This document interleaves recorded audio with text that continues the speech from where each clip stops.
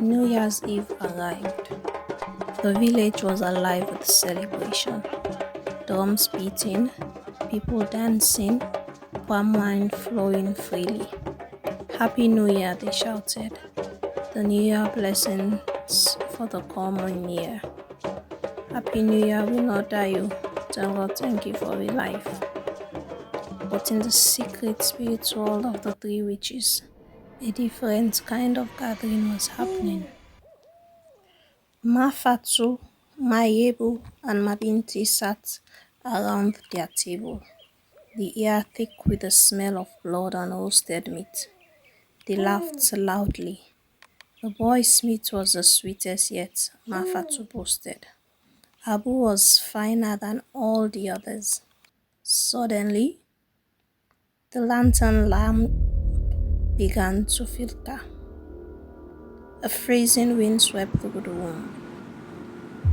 Though there were no windows, the three women froze.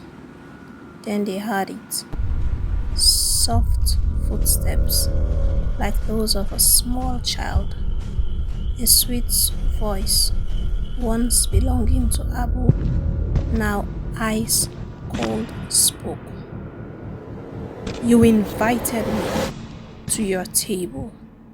Now I have come to take my share. Mafatu jumped up in terror. Who is that? Who is that? Before they could react, the cutlass flashed like lightning. The heavy cane landed on their backs with thunderous force. Whoosh, whoosh. They screamed and tried to run, but the spirit was everywhere. The boy they had slaughtered was now slaughtering them.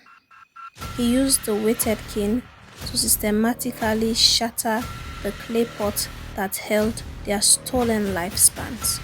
With every crack of the wood, the witches aged 100 years in a heartbeat. Their skin sagged, their hair falling out in clumps. Using the cutlass, he severed the spirit umbilicals they used to travel through the trees. They were trapped in their rotting bodies, unable to flee, unable to die. Blood splattered the walls. They begged for mercy. Abu, please, we will pay. But the cane beat harder, and the cutlass cut deeper. Outside the village, they continued dancing and marrying, unaware.